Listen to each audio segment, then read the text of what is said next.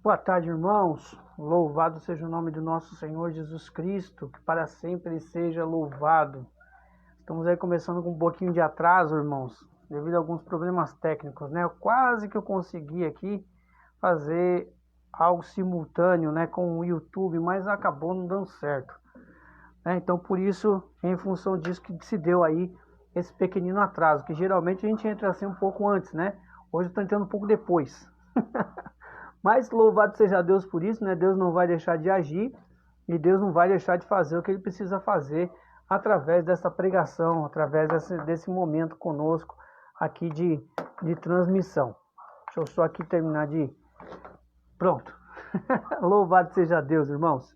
Peço aí perdão pelo atraso, né? Mas vamos aqui, vamos fazer o que Deus nos pediu para fazer, que Deus nos manda fazer, né? E ser obedientes aí à vontade dele. Pelo sinal da Santa Cruz, livra-nos Deus nosso Senhor dos nossos inimigos espirituais e carnais, em nome do Pai, do Filho e do Espírito Santo. Amém. Que a cruz de Cristo se deite sobre mim, quem nela morreu responda por mim. Sangue justo caia sobre mim, os meus inimigos fujam de mim. Por tua proteção, ó Mãe Pia, abençoai-nos, ó Virgem Maria. Santo anjo do Senhor, meu zeloso guardador, se a ti me confiou a piedade divina, sempre me rege, me guarde, me governe, me ilumine para sempre. Amém. Louvado seja o nome do nosso Senhor Jesus Cristo, que para sempre seja louvado. São Gabriel Arcanjo, rogai por nós. Uma boa tarde para você que está online conosco nessa transmissão. Louvado seja Deus pela sua vida. Hoje começando com um pouquinho de atraso, mas glória a Deus, estamos aqui, né? Deixa eu ver aqui. Muito bem. Louvado seja Deus, estamos aí mais uma vez juntos. Boa tarde para Vera, que já está conosco. Irmãos, à medida em que vocês forem entrando, por favor, confirma se o áudio está bom, por favor, por gentileza, tá bom? Confirma aqui embaixo nos comentários aqui, para saber se o áudio está bom. Bom, irmãos, vamos lá. Desde terça-feira que eu tenho pensado em alguma coisa, em um tema para trazer. Boa tarde, Vera. E o áudio, né? Você me escuta bem? Né? Saber se o áudio também está bom, né? Para saber aí se tudo vai andar nos conformes aí. Se você me escuta bem, tá bom? Me dá esse retorno, por gentileza. Irmãos, vamos lá. Desde terça-feira que eu venho pensando num outro conteúdo, né? Numa nova série para nós começarmos.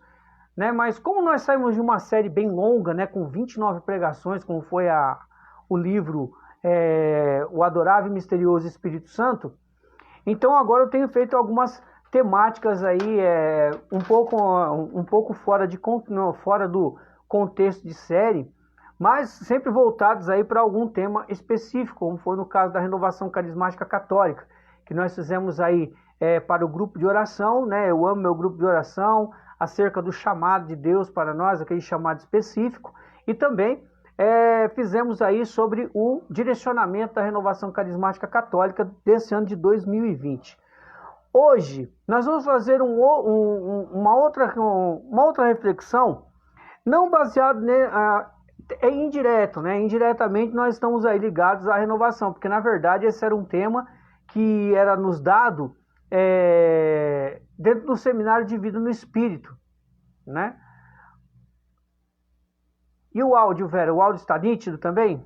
O vídeo está bom, sim, está nítido, eu acho que você queria escrever, né? Eu quero saber se o áudio também está nítido, né? Se você consegue me escutar bem, tá bom? O vídeo aqui eu tenho ainda o retorno, mas o áudio eu não tenho retorno, tá bom? Então, se você puder me dar esse retorno, seria interessante. Então, antigamente, quando eu voltei para a igreja, nós tínhamos dentro do Seminário de Vida no Espírito, um dos últimos temas seria a vida no Espírito. E aí nos era apresentada a vida em comunidade, os frutos do Espírito, né? Enfim, era um outro contexto, era uma outra realidade. E isso agora tem uma outra temática, né? Que a vida no Espírito hoje tem a vida em comunidade, que vai nos levar ao amor aos irmãos, né, ao perdão e tudo mais, vai trabalhar a temática do perdão. Então, saiu-se um pouco, né, esse tema saiu um pouco disso, né, porque a vida no Espírito, o próprio seminário vai nos indicar qual é. né, o próprio seminário de vida no Espírito vai nos indicar qual é a vida no Espírito. Mas, enfim, boa tarde, Patrícia. Deus abençoe aí. Obrigado pelo retorno. Deus abençoe a nossa transmissão. Então, aqui nós vamos trabalhar então a vida no Espírito segundo São Paulo. Segundo São Paulo, na carta aos Romanos, no capítulo 8. Se você está com a sua Bíblia aí, abre ela já em Carta aos Romanos, capítulo 8. Nós vamos trabalhar a partir do versículo 1, tá bom? Obrigado, Vera. Deus abençoe aí pelo retorno. Aos outros irmãos que estão online também, uma boa tarde, né? Sejam muito bem-vindos aí. Alguns são a primeira vez que estão entrando aí. Eu louvo a Deus pela vida de vocês. E antes de nós entrarmos aqui então na palavra, para a gente desenvolver o tema, se você puder compartilhar, montar a sua sala de vídeo, montar aí o seu compartilhamento, compartilhar nas suas redes sociais aí também. Eu tentei fazer simultâneo, mas não consegui, né? Eu quase consegui um recurso, mas acabou não dando certo, né? Então, louvado seja Deus, né? Vamos deixar que a providência dele seja favorável para nós nos próximos tempos aí que sobrevierem sobre nós, né? Vamos confiar na divina providência. Já está no coração de Deus aí a simultaneidade da transmissão através de um notebook. Então, confiando nisso, nós deixamos nas mãos de Deus. Ok, irmãos? Aquilo que nós podemos fazer que é ordinário, nós fazemos. O que é extraordinário, nós deixamos Deus fazer, porque Ele sabe muito bem fazer e o que deve fazer. Mas vamos lá, irmãos. Enquanto você compartilha, né, não deixe de ir também, quando eu colocar o link do YouTube, então assista lá no YouTube também, para ver se alguma coisa passou batido, né, se alguma coisa ali faltou para você fazer a sua anotação também, porque lá no YouTube você me ajuda, né, me ajuda pra caramba, né, muito, e dê o seu testemunho também, caso Deus tenha feito algo na sua vida através dessa pregação, deixe também seu testemunho, deixe nos comentários, aqui no Facebook ou lá no YouTube. A minha preferência é sempre no YouTube, eu já falei os motivos, né? Procurem aí os vídeos anteriores aí que vocês vão saber o motivo, né? Porque lá nós temos um pouco mais de benefício e benefício para a transmissão, ok? É benefício para a transmissão. Então a gente acaba tendo um pouco mais de recurso lá no YouTube, né? No que diz respeito à qualidade e outro sinal e outras coisas mais. O que não vem ao caso aqui. Tá bom? Mas se você puder fazer isso quando tiver o link do YouTube, não deixe de assistir, né? Quanto mais você assiste lá no YouTube, mais eu ganho também recursos do YouTube também. Você acaba não ajudando esse miserável pregador, você acaba ajudando o canal de evangelização, para a glória de Deus, e aí todo mundo cresce, né? O intuito do canal, inclusive, é esse, dá uma olhadinha lá na apresentação do canal. Mas vamos lá, irmãos. A tradução que eu vou estar usando é a Bíblia do Peregrino, que me facilita aqui o aprofundamento na mensagem que nós queremos dar e que Deus nos inspirou. Diz o texto, Romanos capítulo 8, versículo 1. Diz o texto assim: em conclusão, não há condenação para os que pertencem ao Messias Jesus, ou ao Cristo Jesus, porque a lei do Espírito vivificante, por meio do Messias Jesus, se emancipou da lei do pecado e da morte. O que a lei não podia por causa da debilidade da condição carnal, Deus o realizou enviando seu Filho, assemelhado à nossa condição pecadora, para acertar contas com o pecado. Em sua carne condenou o pecado, para que cumpríssemos a justa exigência da lei, nós que não procedemos por instinto ou pela carne, mas pelo Espírito. De fato, versículo 5, os que vivem segundo a carne se inspiram na carne, os que vivem segundo o Espírito se inspiram no Espírito. A carne tende à morte, o Espírito tende à vida e à paz, porque a tendência da carne é hostil a Deus, pois não se submete à lei de Deus, nem pode fazê-lo, e os que seguem a carne não podem agradar a Deus. Mas vós não seguis a carne, e sim o Espírito, se é verdade que o Espírito de Deus habita em vós. E se alguém não tem o Espírito do Messias, não lhe pertence. Mas se o Messias está em vós, ainda que o corpo morra pelo pecado, o Espírito viverá pela justiça. E se o Espírito daquele que ressuscitou Jesus da morte habita em vós. Aquele que ressuscitou Jesus Cristo da morte dará vida aos vossos corpos mortais, pelo seu Espírito que habita em vós. Portanto, irmãos, não somos devedores da carne para viver de acordo com ela. Pois, se viveis conforme a carne, morrereis, mas se com o Espírito mortificais as ações do corpo, vivereis. Todos os que se deixam levar pelo Espírito de Deus são filhos de Deus. E não recebestes um espírito de escravos para recair no temor, mas um espírito de filhos que nos permite clamar, Abba, Pai. O Espírito testemunha ao nosso espírito que somos filhos de Deus. E se somos filhos, também somos herdeiros, herdeiros de Deus, co-herdeiros com Cristo. Se compartilhamos sua paixão, compartilharemos também a sua glória. Palavra do Senhor, graças a Deus. Dá aquele beijo na Sagrada Escritura, né? Jamais esqueçam disso. Pois quando oramos, falamos a Deus, mas quando lemos a Sagrada Escritura, é Deus quem fala conosco. E se é verdade isso, então aquilo que Santo Agostinho diz é muito verdade. Quando beijamos a Sagrada Escritura, beijamos também a face de Cristo, como eu gosto sempre de repetir essa frase. Uma das frases que eu mais gosto de repetir, irmãos, né? Pelo meu amor pela Bíblia, né? Eu tenho uma paixão pela Bíblia lascada. Bom, irmãos, vamos lá. O capítulo 8 da carta de São Paulo aos Romanos é exatamente a metade da carta, porque a carta contém 16 capítulos.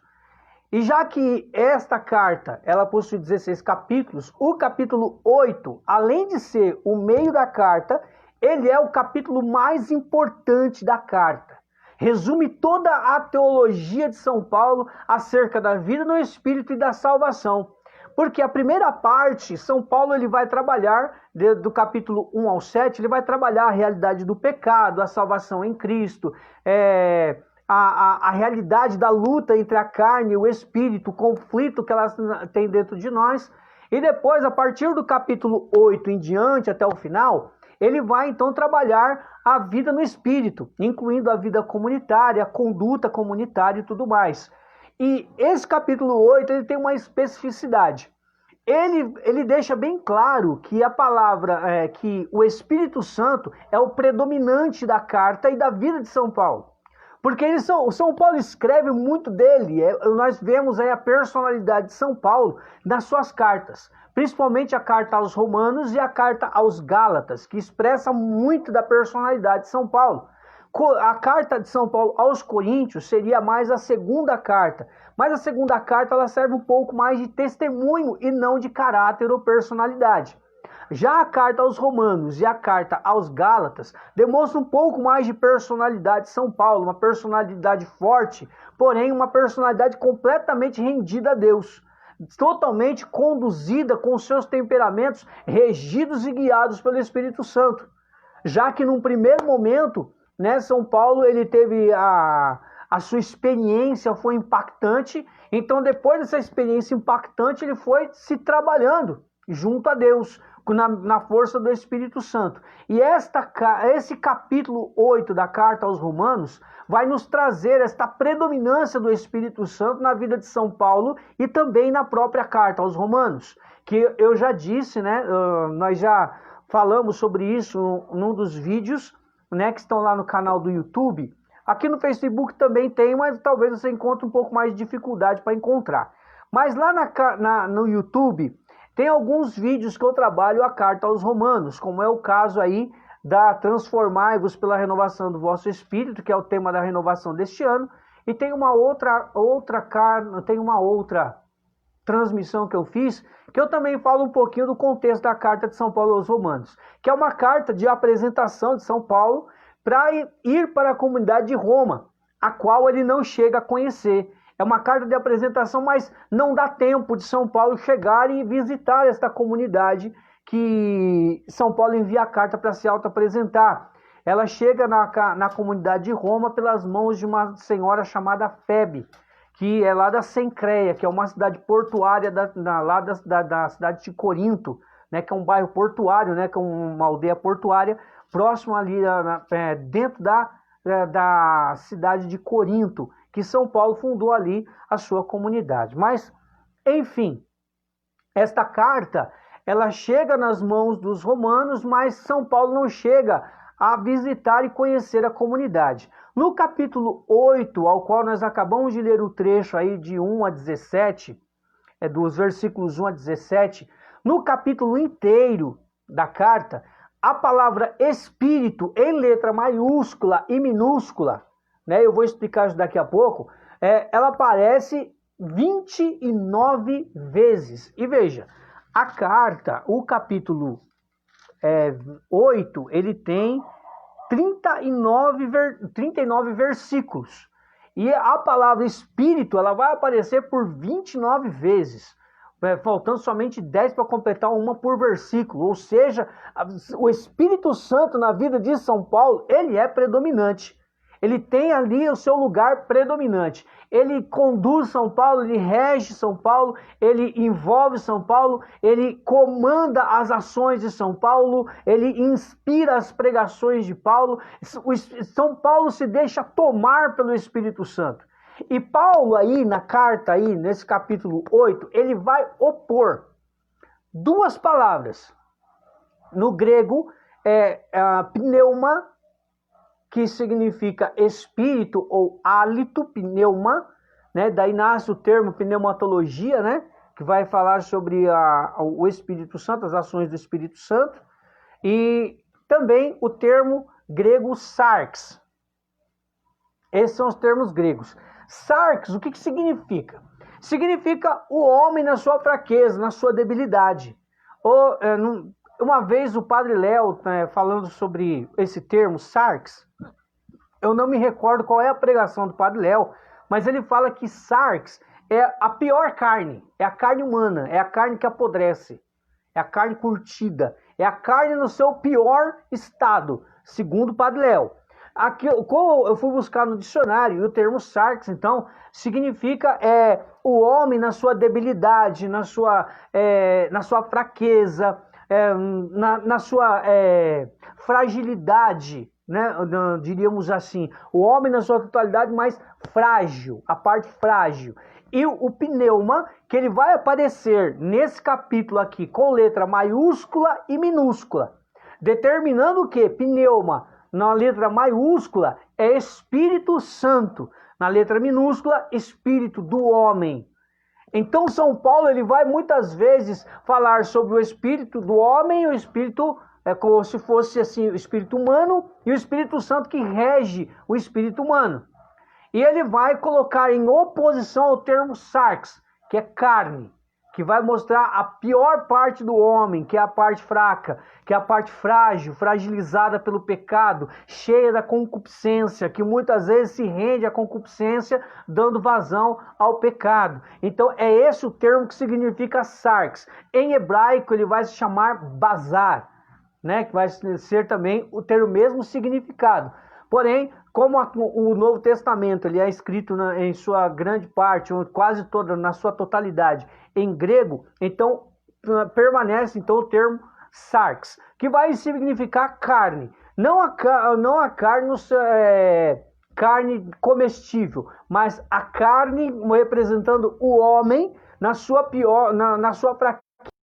fragilidade, na sua dependência das coisas e da sua facilidade de ser escravo do pecado. E ele vai colocar então essas duas palavras para mostrar a oposição da carne, do homem e do Espírito Santo de Deus. Irmãos, quando nós fazemos a experiência do batismo no Espírito Santo, então o Espírito Santo ele começa a aparecer na nossa vida. De que forma que é isso, Antônio Lúcio? Ele começa então a transformar-se, é claro. Vamos aí partir do princípio. O batismo no Espírito Santo foi genuíno, foi verdadeiro, foi uma experiência verdadeira, real e determinante na sua vida. Ponto.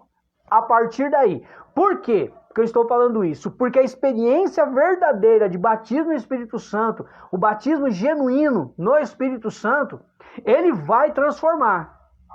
Ele vai fazer alguma coisa dentro de nós a ponto de nos impulsionar a uma transformação.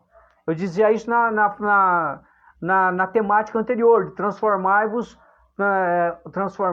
pela renovação do vosso espírito, que é o tema da renovação desse ano. Eu dizia isso numa das duas transmissões, né? Eu não me lembro qual foi. mais provável que seja a segunda.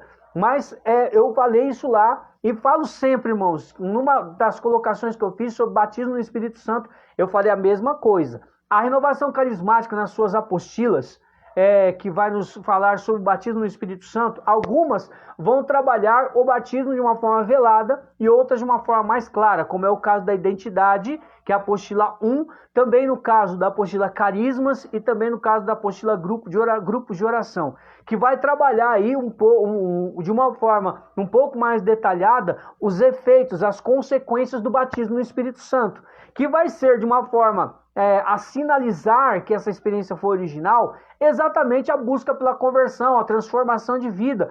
Por quê? Porque encontra-se ali um sentido. Baseado nisso, nessa experiência genuína, começa dentro do homem, em geral, um conflito. Porque antes do batismo no Espírito Santo, vivíamos sob a regência da carne, como diz São Paulo aqui na palavra. Vivíamos na regência da carne. A carne se submetia à lei. E vai dizer São Paulo aos Coríntios que a letra mata. Então nós vivíamos sob a regência da lei, mas uma lei que escravizava a carne. Eu não posso, eu não devo. Não era por amor a Deus, mas era em temeridade ao castigo. Era por temor ao castigo. Então a nossa carne vivia em função de uma temeridade. Mas ao mesmo tempo que vivia sob essa temeridade, muitas vezes se conformou e vivia escravizada pela concupiscência, pelo pecado. Foi se acostumando com o pecado, foi se engendrando aí pelo meio do pecado, foi entrando com a vida de cabeça, foi mergulhando na vida de pecado. E aí a carne começou a ser predominante, não era o Espírito, não era a lei. Então, até por causa da lei, São Paulo vai bater muito nisso nos capítulos 6 e 7, sobre a predominância da lei. Mas ele vai dizer que a lei, se ela não for vivida pelo Espírito, ela se torna escravizadora. Né? Nós vamos ver isso também daqui a pouquinho sobre a lei, né? Sobre esse viver sobre um... Como eu posso falar? Sobre um legalismo religioso, né? Onde eu não posso, não devo, não posso, não devo. Então, a só proibição, esse tipo de lei escraviza.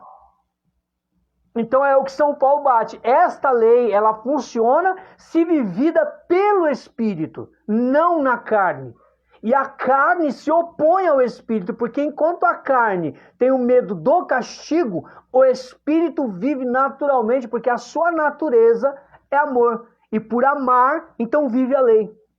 Então é uma forma de viver a lei de uma forma livre e não escravizadora, sendo escravizada pelo medo, talvez, do castigo, né, com aquele juízo temerário. Mas enfim, essa oposição, São Paulo vai trabalhar em muitas das suas cartas. Né, na carta aos Efésios, na carta aos Coríntios, se eu não me falha a memória também, na carta aos Colossenses, ele vai trabalhar um pouco isso também. Se eu não me engano, dá alguma coisa em Timóteo e também nos Tessalonicenses também, né? Se eu não estou enganado, né? Mas talvez de uma forma um pouco mais velada, não de uma forma tão clara como são nessas cartas.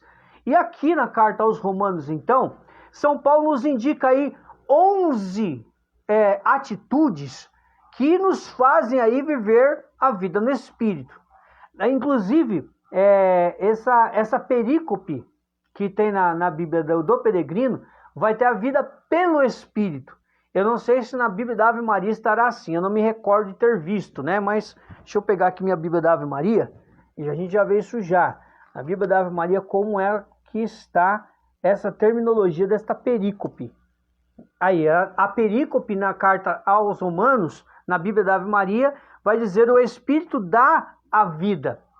Então, na Bíblia do Peregrino, eu acho a tradução do Peregrino muito melhor nesse sentido, exatamente por isso, porque nos indica uma direção nesta perícope, uma vida pelo Espírito, no Espírito, regida pelo Espírito, não pelo Espírito humano, pelo pneuma em letra minúscula, mas no pneuma em letra maiúscula. Então, a primeira coisa que São Paulo vai falar é que a vida no Espírito, ela implica né? Não viver mais como condenado ou na condenação, como nos remete o versículo 1. O versículo 1 vai dizer, em conclusão, não há condenação para os que pertencem ao Messias. Na Bíblia da Ave Maria vai estar assim, de agora em diante, pois já não há condenação nenhuma para aqueles que estão em Jesus Cristo. Ou seja, se estão dentro da salvação, dentro do conceito salvífico de Jesus, então não há mais condenação, porque nós vivemos a realidade salvífica de Cristo. Boa tarde, Valdete, seja muito bem-vinda. Então, irmãos, a primeira coisa, a partir da experiência do batismo no Espírito Santo, é essa consciência. Eu não sou condenado. Eu não vivo mais como condenado. Eu não vivo escravo da minha carne, das tendências da minha carne. Eu sou livre em Deus. Eu estou livre da condenação. Então agora, pelo Espírito, eu vou de olho na salvação. O Espírito vai me remeter à salvação em Jesus Cristo. E aí nasce a liberdade de filhos de Deus. Que vai aí mais no versículo 16 e 17 que nós vamos ver. Então, esta filiação se dá pelo Espírito. O Espírito nos dá consciência. Vai dizer São Paulo aos Coríntios, né? Que ninguém pode dizer que Jesus é maldito se está sob a ação do Espírito. Mas se estamos na ação do Espírito Santo, somente pela ação do Espírito, nós poderemos dizer que Jesus Cristo é o Senhor. Esse senhorio de Jesus nasce exatamente dessa experiência que o Espírito Santo que Jesus nos proporciona, mergulhar-nos no Espírito Santo. E aí o Espírito Santo vai revelar essa realidade salvífica de Jesus. Implica então sair da condição de condenado e ir para a condição de salvo. Também São Paulo vai dizer que implica ser livre da lei do pecado, a escravidão e a dependência do pecado. Irmãos, é verdade ou não que a nossa vida passada, né, não a vida passada no sentido restrito do conceito espírita, não. A nossa vida antes de Cristo, antes de Jesus, antes do batismo no Espírito Santo, a nossa vida era pautada com uma vida na carne, uma vida carnal. Uma vida de prazeres, uma vida de vícios, de dependências, de codependência, uma vida de relaxamento, de conduta, uma vida sem propósito nenhum de salvação, de céu, de vida fiel, de conceito moral e religioso.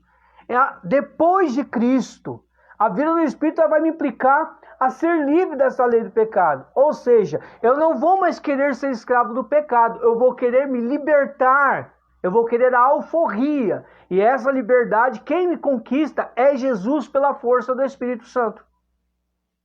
Não há possibilidade de vencermos essa escravidão pecaminosa se não for no poder do Espírito. Porque veja como Jesus venceu a morte, pelo Espírito. E como Jesus nos garante a vitória? Pelo Espírito. Por quê? Porque o Espírito mesmo, Paulo vai falar, o mesmo Espírito que ressuscitou Cristo também há de nos dar a vida. Percebe? Então, implica também ser livre da lei do pecado. Qual é a lei do pecado? Eu peco, não preciso de Deus. Eu peco, eu preciso de mais pecado para alimentar o pecado anterior e permanecer na vida de satisfação pessoal. Essa é a lei do pecado. É a lei que escraviza, que me dá vontade de querer mais. Por exemplo, uma pessoa alcoólatra, ela num primeiro momento, quando ela começa a sua dependência, ela não começa bebendo demais, ela começa bebendo um pouco. A dependência vai se dar quando ela já não puder mais viver sem. Assim é a lei do pecado. A lei do pecado é a mesma coisa. Eu começo com o pecado e depois eu não sei viver sem ele. Pode ser 1, 2, 3 mil pecados aí, mas nós não conseguimos viver sem ele. Nos tornamos, portanto, escravos. Aquele determinado pecado, ele determina a nossa vida. Ele não nos deixa ir para Deus e nos priva também de caminhar na direção dele para pelo menos buscar. Ele vai minando as nossas forças espirituais. Foi isso que aconteceu com Adão e Eva no paraíso. Na medida em que eles desobedeceram a Deus, apareceu a vergonha. E aí a tendência a se esconder de Deus e não buscá-lo. Por quê? Porque o pecado mina. Ele vai minando, ele vai drenando as nossas forças espirituais, as nossas resistências. Então, uma pessoa, por exemplo, que vive a castidade, uma pessoa que ainda não teve nenhuma experiência sexual, quer seja homem, quer seja mulher, Antes dessa experiência da conjunção carnal, o que vai acontecer? Essa pessoa tem mais facilidade em dizer não quando aparece a tentação. A partir do momento que a pessoa tem uma primeira experiência, pronto, aí se torna mais difícil. Por quê? Porque o corpo vai pedir. O pecado é assim, na nossa carne. A nossa carne, depois de um pecado, pede mais outro pecado para manter aquele lá vivo. E aí, mas precisamos de mais um para manter os outros dois anteriores. Vamos precisar de mais um para manter os outros três, e aí sucessivamente vai aumentando, né? Como eu posso dizer, né? O acúmulo de vários pecados que vão aí acabar numa escravidão total a ele, certo? Então essa é a lei do pecado. A gente começa a ser livre pela força do batismo no Espírito Santo.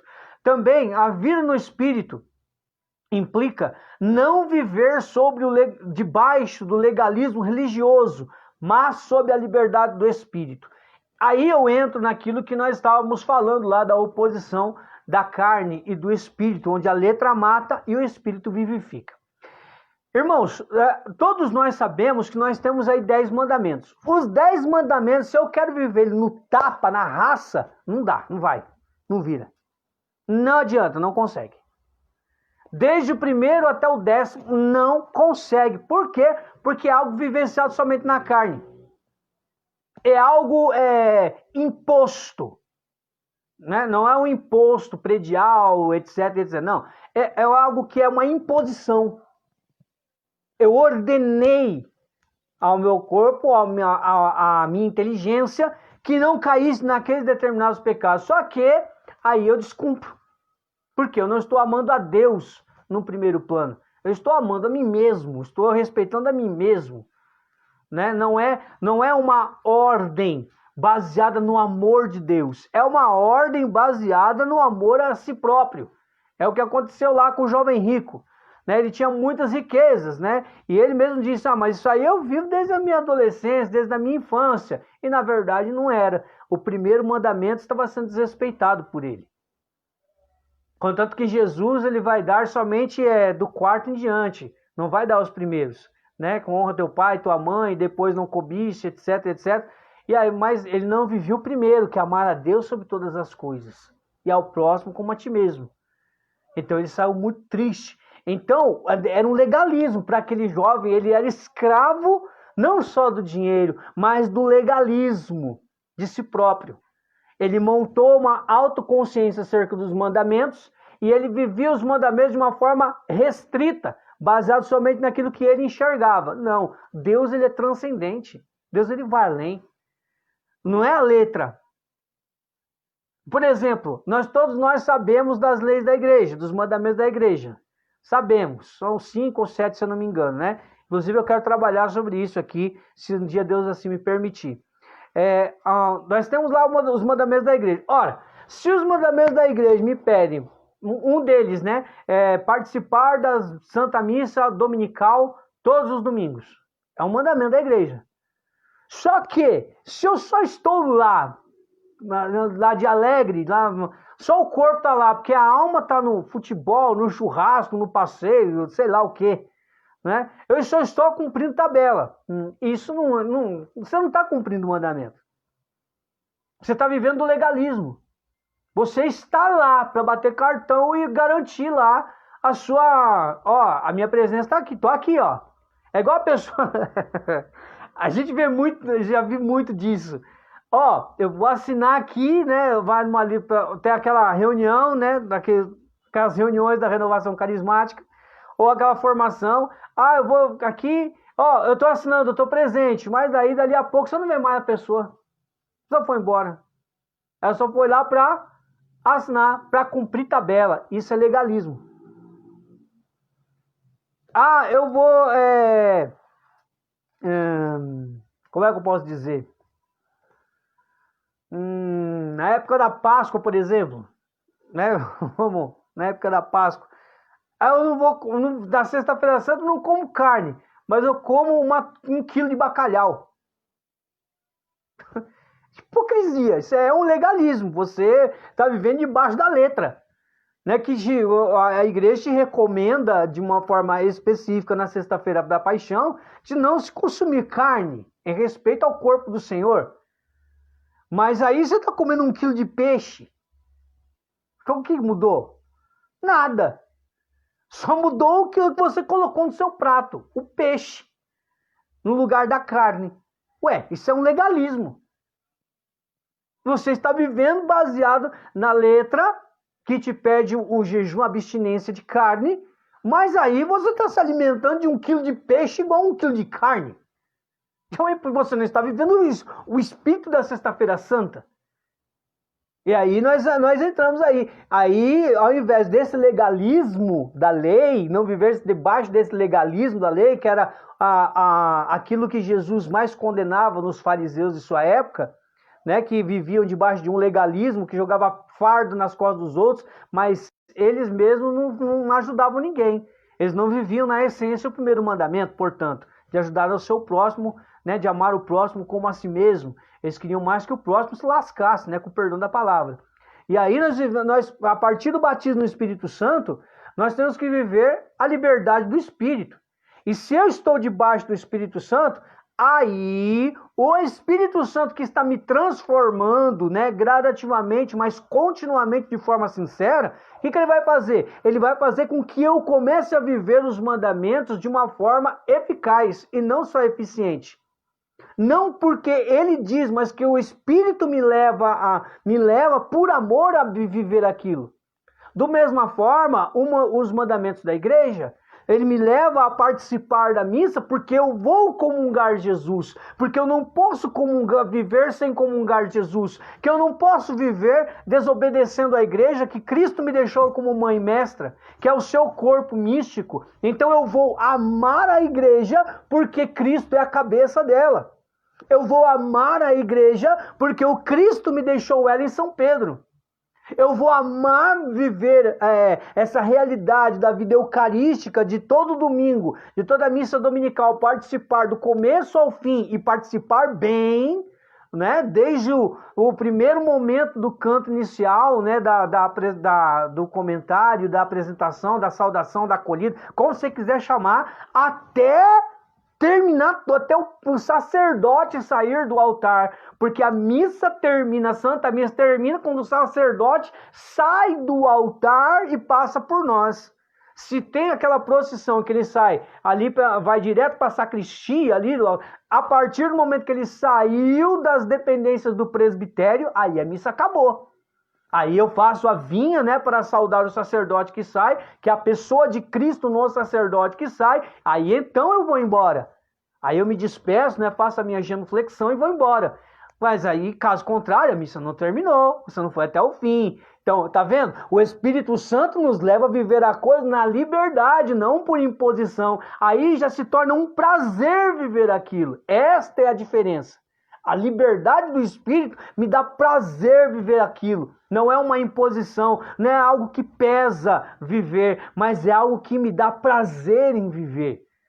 Entende, irmãos? Esta é a diferença do legalismo religioso para a liberdade no Espírito. Também implica ser inspirado pelo Espírito Santo e não pela carne, como diz o versículo 5. Que se nós seguimos as inspirações da carne, nós somos carnais. Se vivemos a inspiração do Espírito, nós somos espirituais.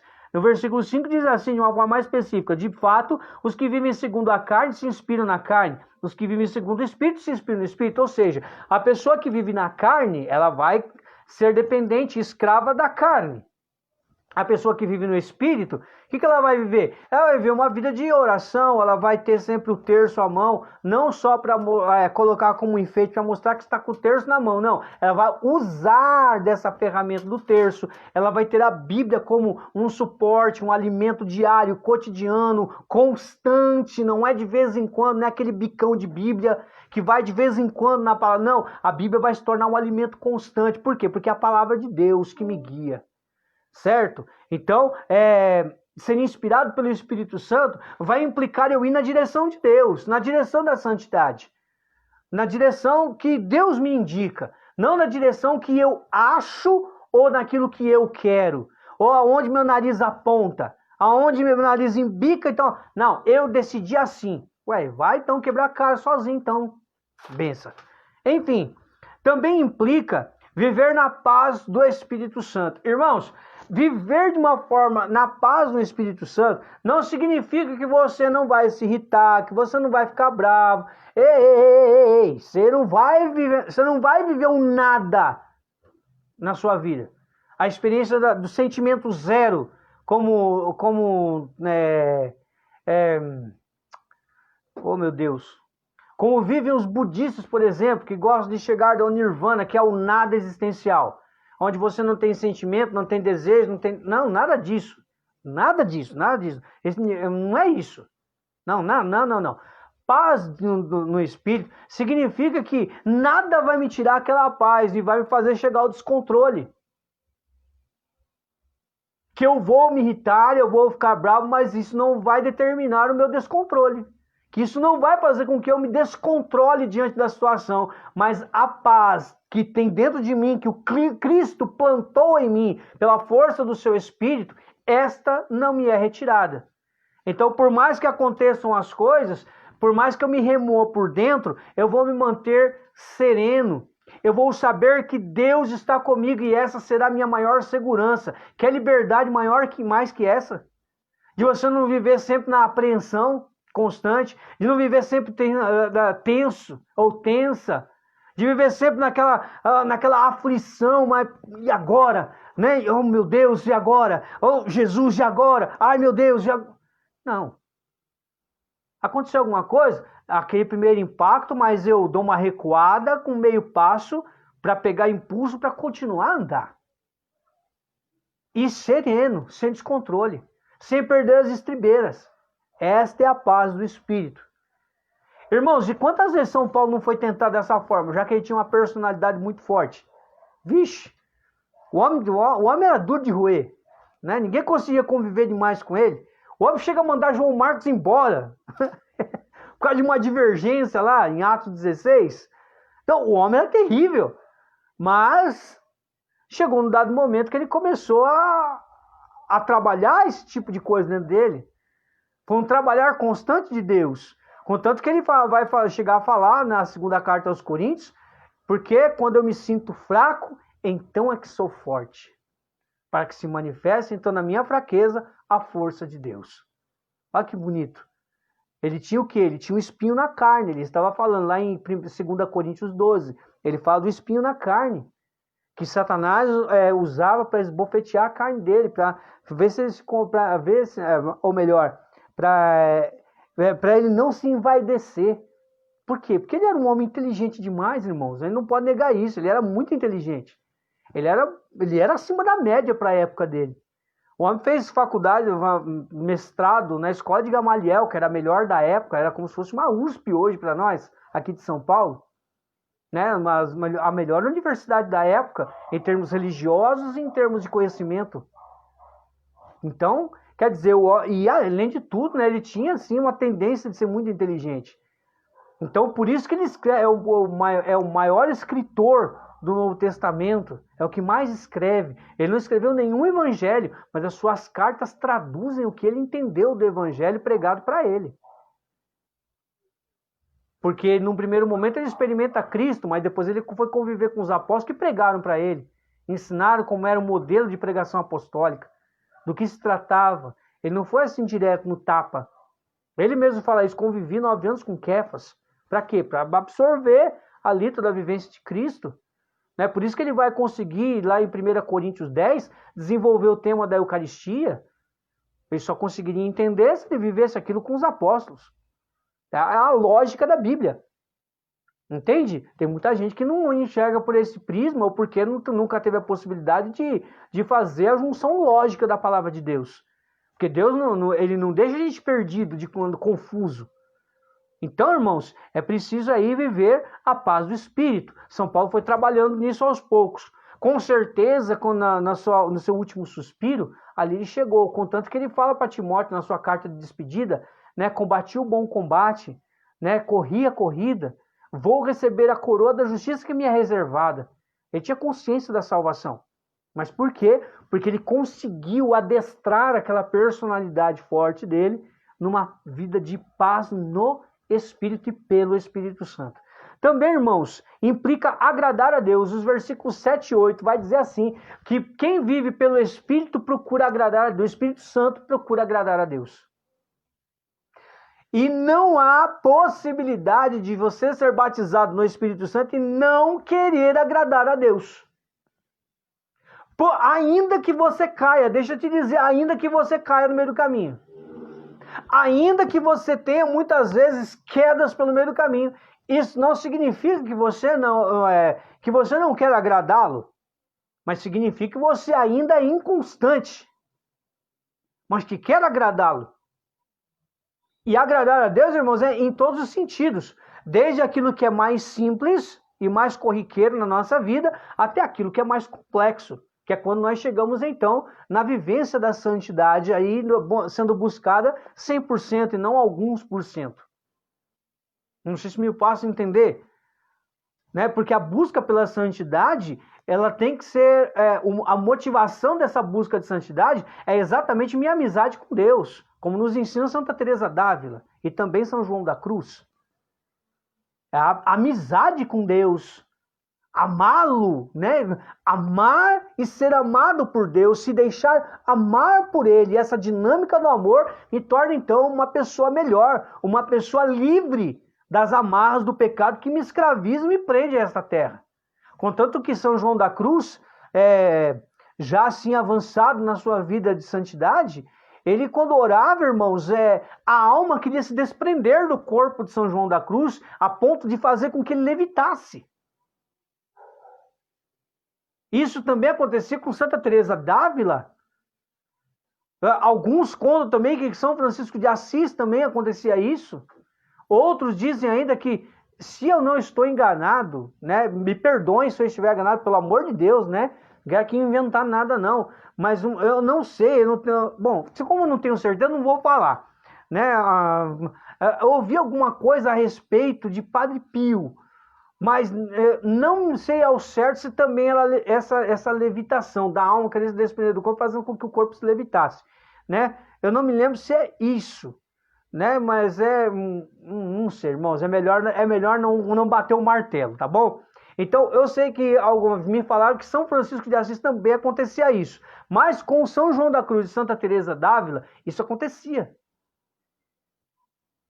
Então, é agradar a Deus, querer ser amigo de Deus. Mas não é ser amigo de Deus por aquilo que nós fazemos, mas ser amigo de Deus por aquilo que nós somos. Ser filho de Deus, e na medida em que a minha condição de filho de Deus aumenta em mim, isso me faz santo. Foi o que aconteceu com os santos. Quanto mais filhos eles se sentiam, mais santificados eles se tornavam. Porque eles passavam a obedecer como filhos, que amam o seu pai. E não como alguém que tem medo do castigo. Eu espero que eu esteja me fazendo entender. E aí também tem a pertença a Jesus. Irmãos, o versículo 9 é fantástico. Mas vós não seguis o instinto, não seguis a carne, e sim o Espírito, se é verdade que o Espírito de Deus habita em vós. E se alguém não tem o Espírito de Cristo, não lhe pertence, ou seja, não pertence a Cristo. O batismo no Espírito Santo, que me faz ser transbordante, pleró do Espírito Santo, ele vai me dar a consciência da pertença a Cristo. Se eu pertenço a Ele, eu não me pertenço mais. Eu não faço de mim o que eu quero. Eu não vou para onde eu quero, eu sou pertença de Cristo. Cristo me conduz. Cristo me guia. Ele me protege, Ele é providente, Ele sabe tudo o que eu preciso. Então não sou eu quem me conduz, já não sou mais dono de mim. Eu sou pertença de Jesus. Eu sou um objeto que pertence a Jesus. Não um objeto no sentido estrito da palavra, não. Mas eu sou um objeto de pertença. Por ser a criatura, a obra-prima da criação de Deus, eu pertenço a Deus. Ainda que eu tenha consciência e liberdade de não querer pertencer a Ele. Mas eu pertenço por ser livre em Deus. Eu quero pertencer a Deus. Deus não me impõe, vocês me pertencem. Não, é liberdade. Eu quero pertencer a Cristo. É diferente, tá vendo? É bem diferente.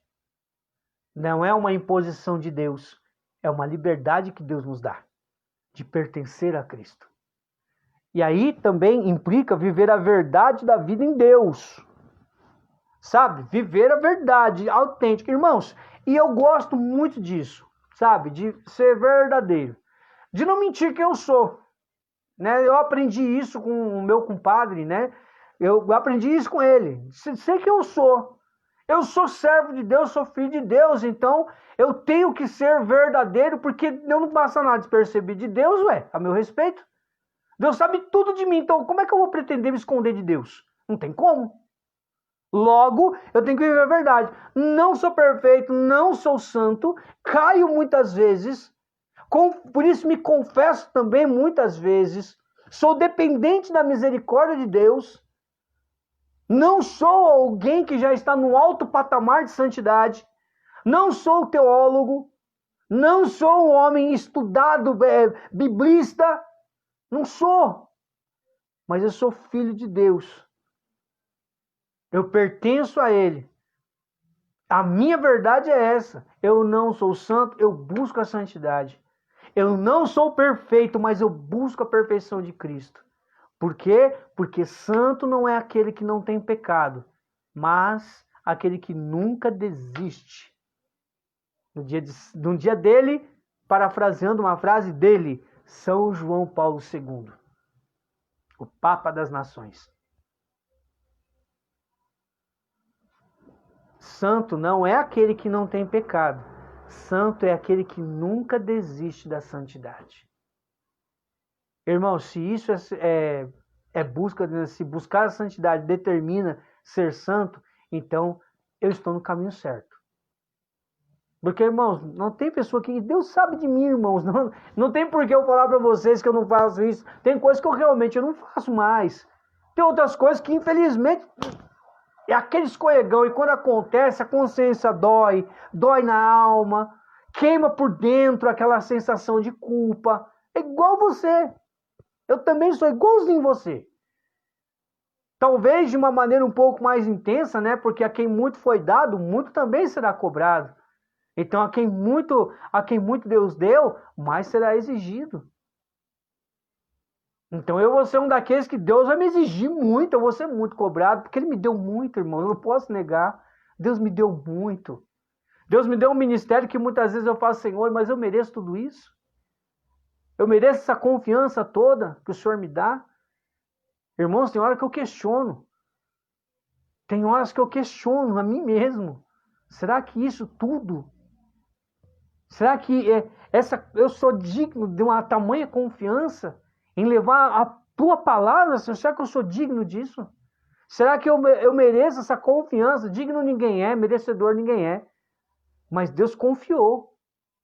Eu acredito que essa seja também a sensação dos pregadores. De muitos que comigo evangelizam, que são muitas vezes ousados na palavra de Deus, né? E eu reconheço, às vezes eu sou muito ousado na palavra de Deus, mas isso quem construiu em mim foi Deus. Mas, irmãos, perfeição ainda não. Mas se tem uma coisa que eu vivo, é esta verdade em Deus. Não adianta ter uma vida mentirosa. Uma hora a máscara cai e fica feio demais. Aí é pior. Aí a ferida dentro da igreja, a qual muitas pessoas nos enxergam representantes dela, acaba sendo ferida mais do que já é pelos inimigos da igreja. Então, irmãos, vale muito mais você ser verdadeiro diante das pessoas e diante de Deus, né? Quando as pessoas vêm, às vezes, me pedir orientação, e eu sempre falo, não sou santo, não. E você vai perceber isso, que eu não sou santo, não sou perfeito, cabe a você querer. É assim que funciona, você tem que ser verdadeiro. Porque diante de Deus, irmão, não tem máscara. Você pode ser mascarado comigo, eu, tu, ele, nós, vós, ele. Pode ser mascarado com todo mundo que você quiser. Se você quiser, você pode. Tudo posso, nem tudo convém, mas você pode. Mas o ruim é chegar diante de Deus e ser desmascarado. Ou então, diante das pessoas, na hora que Deus ele fala, chegou a sua hora de você ter uma lição de humildade e desmascarar você na frente da multidão. Puxar o teu tapete e a gente cair de boca no orgulho. Eu acho que é pior. Eu acho não, tenho certeza que a machucadura é maior. Né? Então, é melhor a gente viver a verdade, né? Porque o batismo no Espírito Santo nos leva a isso, na vivência da santidade. Também implica mortificar as ações que a carne nos inspira. Irmãos, nossa carne, ela é cômoda, a nossa carne, ela não gosta de trabalho, a nossa carne, ela quer aquilo que dá prazer, pelo prazer, a nossa carne é preguiçosa, enfim. Eu tenho que mortificar as ações da carne. Né? Inclusive, eu falei sobre mortificação lá no livro, lá, Carta aos Amigos da Cruz, sobre a mortificação. Então vale a pena você dar uma conferidinha lá, tá? Então mortificar as ações que a carne me inspira. A carne me inspira a não castidade, a não pureza, a impureza, ou melhor dizendo, né? A carne me inspira a impureza, então eu vou combater com a pureza. Certo? Eu tenho que mortificar. Então a carne me move a não rezar, então eu vou rezar. Porque quando eu tenho vontade, eu faço a minha vontade, mas quando eu não tenho vontade, eu faço a vontade de Deus. No que diz respeito a quando você não quer rezar. Mortificar, portanto, as ações que a carne me inspira. Eu tenho também que viver como filho de Deus. Como? Assumindo a minha filiação na minha vida. Eu sou filho de Deus, então eu não posso agir como filho do diabo. Com mentira. Já que ele é o pai da mentira. Eu não posso agir segundo as inspirações do diabo. Porque eu sou filho de Deus, então eu tenho que viver a filiação de Deus, a filiação divina. Então eu tenho que viver assumindo a minha condição de filho de Deus. Eu não posso ser filho do cão. Eu tenho que ser filho de Deus. Onde eu causo a discórdia, a discussão, a desavença. Onde eu causo gritaria. Onde eu desuno a pessoa. Gente, isso é papel do diabo, não é nosso. Nós somos filhos de Deus. Deus nos deu esse poder de sermos chamados filhos de Deus. Vai dizer São João. Então eu tenho que viver tal como aquilo que eu me recomendo ser filho de Deus, não filho do outro. Eu sou filho da luz e não das trevas. Então, onde eu chego, eu tenho que iluminar. Eu sou luz de Cristo. Não, eu trago a luz de Cristo. Eu sou luz do mundo. Eu tenho que trazer o sabor do céu, porque eu sou sal da terra. Em Cristo, não fora dele. E também vivendo sem recaídas no temor. Que temor é esse, Antônio Lúcio? Que você está falando? Sabe aquela coisa? O que as pessoas vão pensar de mim? O que vão falar de mim? Importa agradar a Deus ou aos homens? Gálatas capítulo 1. Se é para agradar a homens, então não sou servo de Jesus Cristo. Sem recaídas no temor. Mas eu vou perder isso. Medo de perdas. Medo da morte. Quem tem medo da morte? É aquele que não tem certeza da salvação. Como dizia Padre Léo, é preciso se reconciliar com a sua morte. Porque a morte é a entrada na vida eterna. Por isso que dizia São Paulo, e eu amo essa frase de São Paulo. Viver para mim é Cristo, mas o morrer é lucro. Aqui eu vivo em Cristo, mas se eu morrer, eu vou me encontrar com Ele, então é lucro. Ainda que eu tenha muita coisa aqui, gente que eu amo demais aqui nessa terra, mas irmãos, eu amo Cristo muito mais. Ele é muito mais. O amor por Ele é muito maior. Então viver para mim é Cristo e o morrer é lucro. Entende? Então eu tenho que, não preciso ter medo. Então a recaída no temor implica isso. O medo de algo, de perder algo que me faz perder o céu. Esse é a recaída no temor. De medo do que as pessoas vão falar, do que vão achar de mim, que se dane, ué. Perdão a expressão, se dane. Eu quero é Deus. Eles não vão se dar uma cruz por mim. Vão falar de mim? Que fale, ué. É claro que espero que você que você esteja vivendo em Deus, para que eles falem contra a sua vida em Deus. Aí sim. Mas caso você esteja vivendo de forma hipócrita, aí é outra coisa. Aí é outra história. Você já recaiu. Tá entendendo? Pois bem. Também implica ser co-herdeiros com Cristo. Irmãos, aqui é fantástico. De que jeito é isso, Antônio Luz, de ser co-herdeiros com Cristo? Sendo testemunhas pelo Espírito de que nós somos filhos de Deus. Porque, irmãos, quando Jesus prometeu o batismo no Espírito Santo, Atos dos Apóstolos, capítulo 1, versículo 8, ele dizia assim, que nós seríamos revestidos com a força, com o Espírito Santo, e ele nos levantaria como testemunhas, não como pregadores. O pregador é consequência, é acréscimo, irmãos, é acréscimo. Irmão pregador, é acréscimo. Nós somos testemunhas de um Deus que ressuscitou e nos deu do seu Espírito. Nós somos testemunhas. Ele morreu crucificado e nós somos testemunhas disso. Ele ressuscitou e nós somos testemunhas disso. Ele nos deu o seu Espírito Santo e nós somos testemunhas disso, a nós aqui. Irmãos, é isso, ser testemunha. Ser testemunha de que nós somos filhos de Deus e essa condição de filhos quem conquistou foi Jesus. Por isso Ele é o Senhor. Por isso Ele é o Salvador. Ele conquistou o direito de ser nosso dono. Aleluia! Ele conquistou o direito de ser nosso dono. Ah, meu Deus! Quando a gente reconhece isso, irmãos, gente, nós sabemos como agradar a Jesus, nós não precisamos temer nada. Por quê? Porque aí nós sabemos quem é que comanda a nossa vida e nós somos dóceis a tudo que nos acontece. Outra forma também de sermos co-herdeiros com Cristo, compartilhando. No compartilhamento, vai dizer no versículo 17, co-herdeiros com Cristo, se compartilhamos sua paixão, seu sofrimento, sofrer com Ele, ser crucificado na carne com Ele.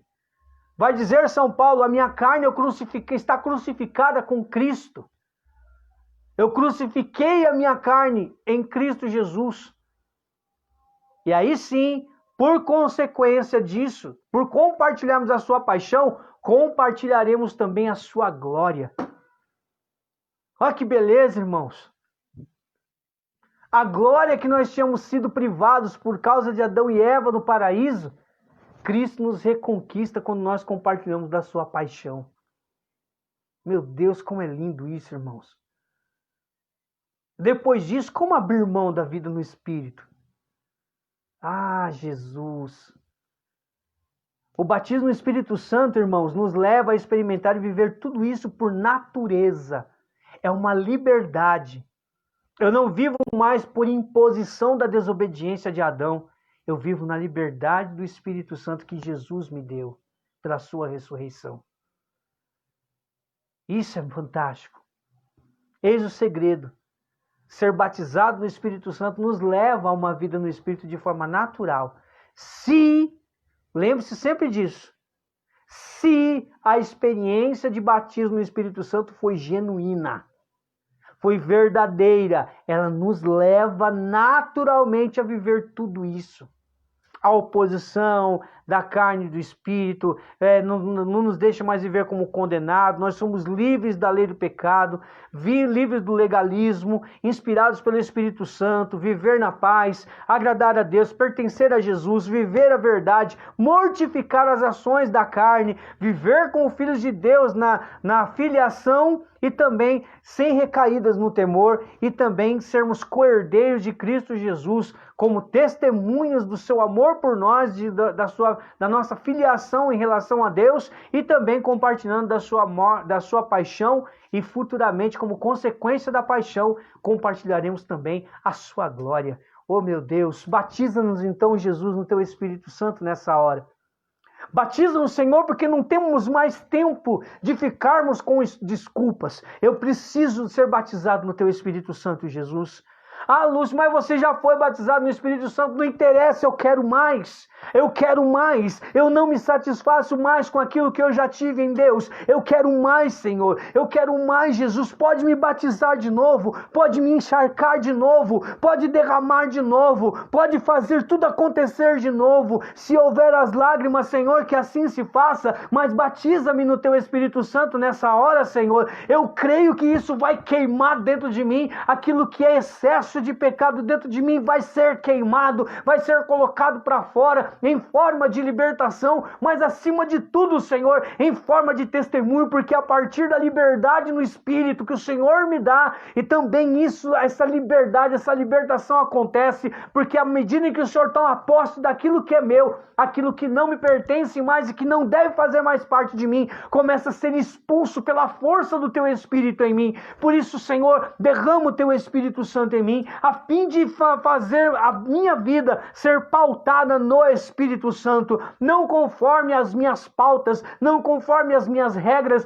não conforme os meus conceitos, não conforme aquilo que eu acho, mas aquilo que o Senhor pensa, porque eu não posso ter opinião própria acerca de Deus, eu tenho que ter a opinião da igreja, a opinião da própria palavra, porque Deus já tem uma opinião a qual eu deva segui-la, a qual eu deva seguir docilmente, e isso só pela força do Teu Espírito, Senhor. Por isso, vem, Espírito Santo, vem mais uma vez sobre nós, Senhor. Vem mais uma vez, Espírito Santo. Encharca-nos em nome de Jesus. Liberta-nos dos milindres, dos preconceitos, dos conceitos próprios, Senhor, que nós não abrimos mão. Liberta-nos nessa hora, Espírito Santo, pela força da Tua presença em nós. Liberta-nos do medo da morte, do medo das pessoas, do que as pessoas vão achar, do medo do juízo temerário. Liberta-nos desse juízo temerário, Senhor. Liberta-nos desse escrúpulo que nós carregamos muitas vezes, de sempre nos achar culpados das coisas, mas nunca buscarmos a justificação em Cristo Jesus.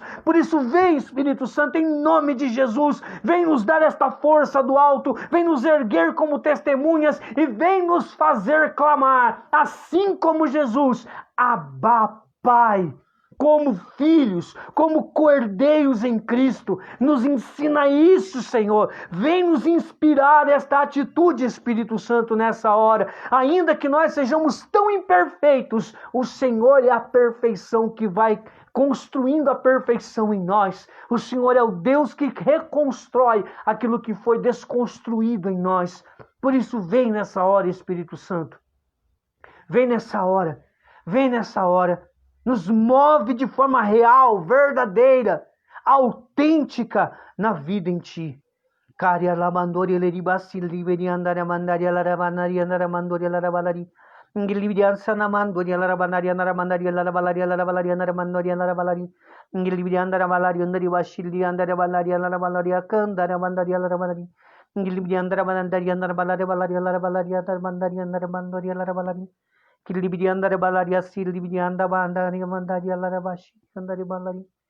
Obrigado, Senhor, pelo Teu Espírito, por nos dar a graça de podermos possuir o Espírito Santo.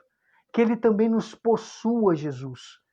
Que Ele também tenha liberdade, na nossa liberdade, de nos possuir e nos levar a uma vida plena nele, no Teu Espírito Santo, Jesus.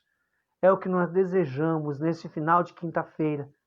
Muito obrigado, Senhor. Nós Te louvamos e bendizemos, Jesus, porque Tu és Deus. Tu és o batizador. Nada e ninguém, Senhor, tem o Teu poder, nada e ninguém pode nos salvar como o Senhor já nos salvou. Nenhum Deus é capaz, ou não existe outro Deus capaz de nos dar do Seu próprio Espírito. Mas o Senhor fez isso conosco nessa noite de hoje. Obrigado, Senhor. Bendito e louvado seja o Teu santo nome, a Tua presença. Exaltada seja a Tua soberania sobre nós, a Sua majestade. Bendito seja, Senhor. Nós Te exaltamos, nós Te bendizemos, nós Te adoramos, nós Te glorificamos. Bendito sejais, Jesus. Glórias ao Pai, ao Filho e ao Espírito Santo, como era no princípio, agora e sempre. Amém. Louvado seja o nome do nosso Senhor Jesus Cristo, que para sempre Ele seja louvado. Irmãos, vivamos no Espírito. Só isso para dizer. Só isso. Que Deus abençoe. Eu espero, irmãos, que eu consiga aqui um outro recurso para a gente fazer simultâneo, né? Eu tô vendo aqui, vamos ver se dá certo aqui. Eu vou tentar mais uma vez mais tarde, vamos ver se eu consigo, né? Se eu conseguir um outro recurso, que Deus nos abençoe, né? Vai ser provisório, mas eu creio que nós vamos chegar aí num outro notebook em breve, com a graça de Deus, né? A providência de Deus é providente, irmãos. No coração de Deus ele já é uma realidade, eu creio nisso. Por quê? Porque não é para uso próprio, é em prol da evangelização. Em prol da evangelização. Não será usado de forma pessoal, como eu faço com tudo que é em prol da evangelização, irmãos. Bíblia, livros, nada, meu YouTube, meu Facebook, é tudo em prol da evangelização. Deus sabe do meu coração, Deus sabe quem eu sou e qual é o propósito do meu coração, mas Ele também, acima de tudo, sabe da verdade do meu coração. E eu creio que isso é o mais valioso dentro de um ser humano. Quando Deus sabe da realidade nossa, da nossa verdade, isso não tem preço. Isso não há nada que pague. Quando realmente nós temos consciência, Deus sabe da minha verdade. E por causa disso, Ele vai operar. Entende? Então, não esqueça de compartilhar o vídeo. Quando chegar do YouTube, não esqueça.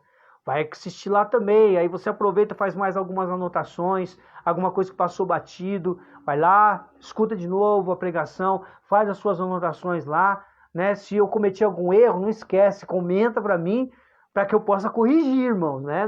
Não pode ninguém andar no erro não, tem que andar no acerto, né? O errar, a gente pode até errar, mas tem que consertar, né? Se errou, conserta. Não errou, amém? Mas errou, conserta. Havendo a possibilidade de conserto, conserta. Né? É assim que funciona. Por isso que a vida de Zaqueu nos ensina nesse sentido.